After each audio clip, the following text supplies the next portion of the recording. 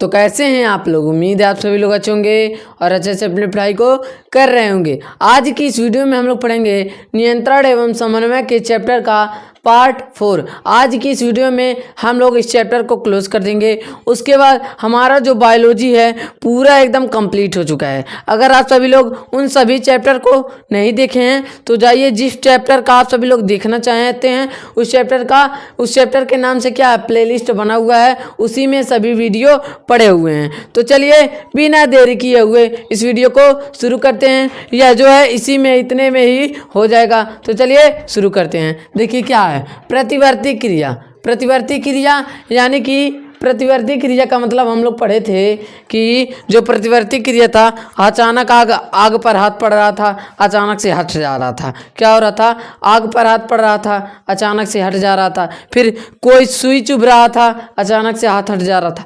ऐसा क्यों हो रहा था, यानी कि देखिए अब हम लोग पढ़े हैं कि जो भी संकेत जाता है वह ब्रेन तक जाता है। कौन लेकर के जाता है, तंत्रिका कोशिका से कहाँ, मेरुरज्जु से कहाँ, फिर ब्रेन तक जाता है। यही ना हम लोग पढ़े थे। अगर आप सभी लोग इसके पीछे वाला वीडियो नहीं देखे हैं तो जाइए देख लीजिए, तब यह अच्छी तरीके से समझ में आएगा। देखिए क्या चीज था, क्या था पहले, मतलब कौन किसको ले रहा था, कोशिका, तंत्रिका कोशिका। कौन ले रहा था, तंत्रिका कोशिका किसको ले रहा था, संदेश को ले रहा था। इसको यह क्या कर रहा था, मेरुरज्जु तक पहुंचा रहा था। कहाँ पहुंचा रहा था, मेरुरज्जु तक संदेश पहुंचा रहा था। उसके बाद मेरुरज्जु कहाँ पहुंचा दे रहा था, ब्रेन तक पहुंचा दे रहा था। कहाँ पहुंचा दे रहा था, ब्रेन तक पहुंचा दे रहा था। लेकिन प्रतिवर्ती क्रिया में एकदम उल्टा है, ब्रेन को हटा दीजिए। क्या कर दीजिए, ब्रेन को हटा दीजिए। अगर मान लीजिए हमारा हाथ क्या है, आग पर पड़ गया तो हमारा जो संदेश है वह कोशिका, तंत्रिका कोशिका ग्रहण करेगा। किस रूप में ग्रहण करेगा, रासायनिक रूप में, यानी रसायन के रूप में ग्रहण करेगा और उसको किस रूप में बदल देगा, विद्युत आवेग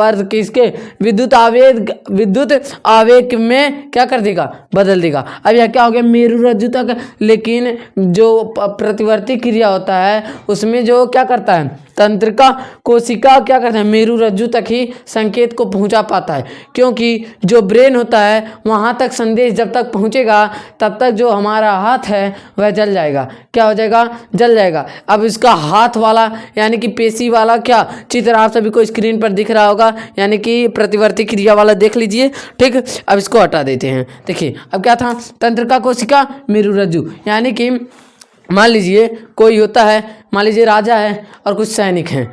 अगर मान लीजिए किसी देश से यानी दूसरे राज्य से पहले राज्य पे हमला हो रहा है, तब वह जब तक राजा को, दूसरा सैनिक जब तक राजा को बताने आएगा तब तक क्या होगा, गेट को तोड़कर अंदर घुस चुके होंगे। लेकिन तब क्या करेंगे, सैनिक यानी अपने बड़े सेना के पास जाएंगे, अपनी जो सेना का अधिकारी होगा उसके पास जाएंगे यानी मेरुरज्जु के पास जाएंगे और वह लोग संभाल लेंगे। यानी कि तब क्या करता है मेरुरज्जु कि जाओ, तब मेरुरज्जु कहता है जल्दी से अपना हाथ हटा लो। क्या कर लो, अपना हाथ हटा लो। तब उसी तरह देखिए यहाँ पर है, यानी कि जो क्या है, जो मतलब उष्मा को ग्रहण करता है, उष्मा देता जो है उसे उद्दीपन कहते हैं। हम लोग पढ़ चुके हैं, उद्दीपन कहते हैं। जैसे आँख है और क्या, सूर्य वाला प्रकाश वाला दिए थे कि जब हमारे आँख में प्रकाश पड़ता है हमारी आँख बंद हो जाती है, तो जो प्रकाश है वह क्या है, उद्दीपन है। हमारा क्या है अनुक्रिया। अब देखिए इसको, उद्दीपन यानी कि उष्मा जब हमको मिल रहा है तो हमारा ग्राही अंग हमारे पास कितने होते हैं। अगर आप सभी लोग इसके पीछे वाला वीडियो देखेंगे तभी आपको ग्राही अंग समझ में आएगा, लेकिन तभी बता देते हैं।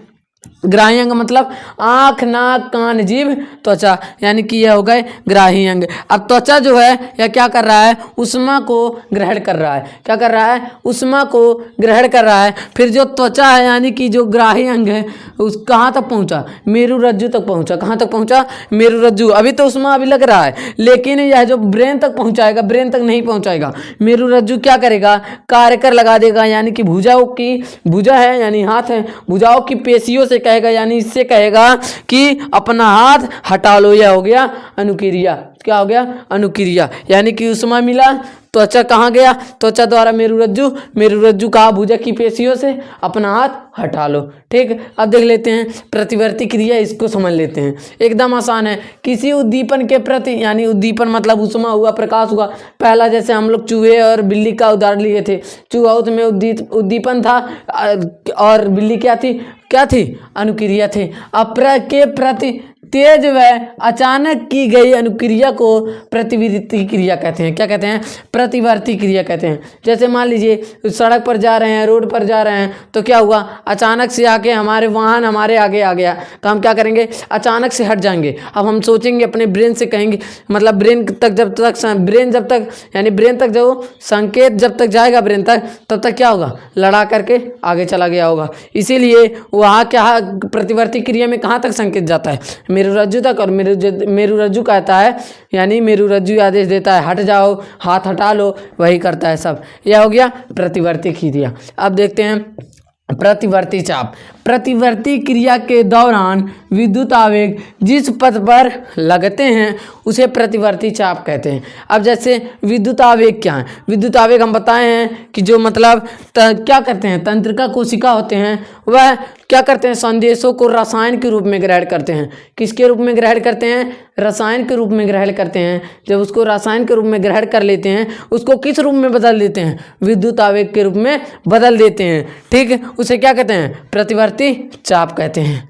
आज की इस वीडियो को यहीं पे एंड करते हैं, और हमारा जो चैप्टर है नियंत्रण एवं समन्वय, इसके साथ साथ जो हमारा पूरा बायोलॉजी है वह सब क्लोज हो गया। अगर आप सभी लोगों को क्लास 10th का मैथ पढ़ना है तो आप सभी लोग क्या करिए, कमेंट कर दीजिए किस चैप्टर का वीडियो बन जाए, क्योंकि बोर्ड एग्ज़ाम बहुत नज़दीक आ चुका है। अगर आप सभी को इन सभी का डिटेल में PDF चाहिए तो आप सभी लोग क्या करिए, व्हाट्सएप पर मैसेज कर दीजिए 73 17 79 29 11 कि हमको PDF चाहिए। तब हम आपको एक ग्रुप में ज्वाइन करेंगे, फिर इसी ग्रुप में आप सभी को PDF मिलता रहेगा। अगर आप सभी को वीडियो अच्छा लगा हो, वीडियो को एक लाइक एंड चैनल को सब्सक्राइब करें। अब हम मिलेंगे अगली वीडियो में किसी और टॉपिक के साथ। जय हिंद।